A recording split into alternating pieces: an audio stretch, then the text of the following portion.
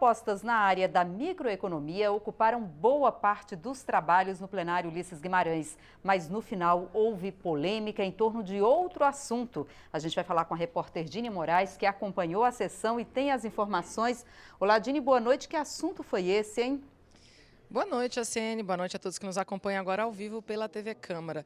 Olha, o que mais deu discussão, a maior polêmica do dia hoje foi um projeto que cria regras para fusão, desmembramento e criação de novos municípios. Esse é um projeto de lei que vem sendo bastante discutido aí nos últimos anos, vem também sendo negociado entre os líderes partidários e foi colocado novamente em pauta hoje.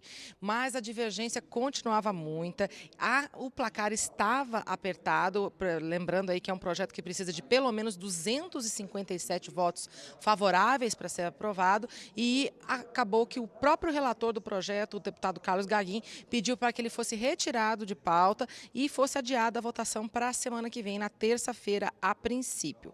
Bom, esse é um projeto que traz, por exemplo, a quantidade mínima de habitantes que uma cidade deve ter, que um município deve ter, que quantidade de imóveis que deve ter, bom, qual é o processo que deve ser feito, o passo a passo do processo, qual é o apoiamento mínimo de eleitores que deve ter, só para a Assembleia Estadual começar a avaliar o pedido de criação ou fusão, enfim, de municípios. Enfim, essa é uma discussão que vai ficar novamente para a semana que vem, Jaciene. Agora, Dini, mais cedo os deputados aprovaram aí algumas propostas na área aí da microeconomia, né? O que foi votado hoje?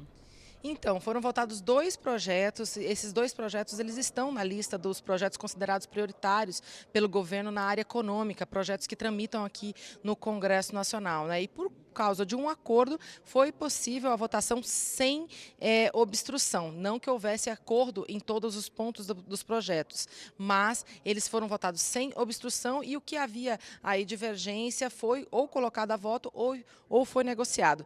Vamos ver mais detalhes na reportagem.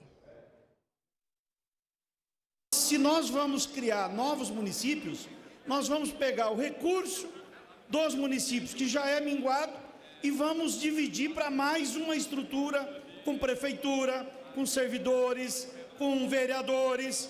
Quando nós temos no país hoje 18% de todos os municípios brasileiros, 18%, olha o número que eu vou passar para os senhores, 100% da arrecadação dos municípios, arrecadação própria dos municípios, não pagam o custo das câmaras de vereadores. É uma irresponsabilidade desta casa se nós aprovarmos esse projeto. Vai na contramão do que a sociedade quer. Há uma desinformação generalizada em relação ao projeto, que nós ouvimos agora de quem não lê o projeto.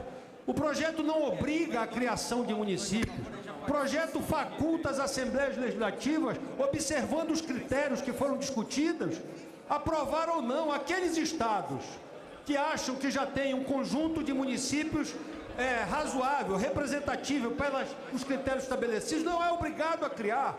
Mas os estados como Amazonas, Pará, Tocantins, Mato Grosso, Bahia, os estados de grande repercussão, que têm distritos a uma distância de 1.102 quilômetros, como no caso do Pará, o distrito de Castelo dos Sonhos em relação a Altamira, é criminoso a não criação de municípios. Outra coisa, 82% dos municípios que foram criados nos últimos 25 anos no Brasil melhoraram o índice de desenvolvimento humano em relação às suas matrizes originais. Isso é dado do IBGE. Bom, eu não tinha dito que essa questão do projeto que trata da criação dos municípios tinha dado polêmica? Pois é, foi justamente isso que a gente acabou de ver agora. Uma amostra desse debate que aconteceu no plenário a respeito das regras aí de criação dos municípios brasileiros. Aí, na verdade, o que a gente vai ver agora a seguir é que trata das propostas que foram de fato aprovadas, que tratam da área econômica. Vamos ver. A quarta-feira no plenário começou pelo projeto que disciplina o distrato, quando o comprador de um imóvel na planta quer desistir do negócio antes de quitar a dívida. Ninguém era contra a criação de regras. A questão era, com o negócio desfeito, quanto do dinheiro que já foi pago deve ficar com quem vendeu? O projeto original dizia 10%. Com as mudanças no plenário, o percentual subiu para 25%. O que se está tratando aqui é a cobrança de multa para quando alguém que procura comprar um imóvel estabelece um contrato com uma incorporadora, por algum motivo, numa crise financeira, pessoal, familiar, ou mesmo por inviabilização de um escritório de contabilidade, advocacia ou de uma empresa de qualquer porte, ele tenha que abrir mão do imóvel por não mais poder manter o contrato. Então, nesse caso, multa-se e o imóvel é devolvido. Agora, tentar multar em 25% é inviabilizar, é favorecer incorporadoras, dar lucro para as grandes empresas. Esse foi um relatório construído com todos os setores envolvidos, os consumidores, os compradores, as pessoas que ficaram nos prédios e que houve o distrato, as incorporadoras queriam 50. Nós chegamos à conclusão que o possível é 25, o acordo é 25. Os deputados também aprovaram o projeto que trata da duplicata eletrônica, uma espécie de nota promissória para empresas. Hoje, qualquer um pode emitir uma duplicata. Com as mudanças propostas, haverá um sistema único e eletrônico dessas duplicatas, o que torna a dívida pública e dá mais confiança para esse instrumento. A duplicata eletrônica inverte a polaridade do crédito, deputado Paulo.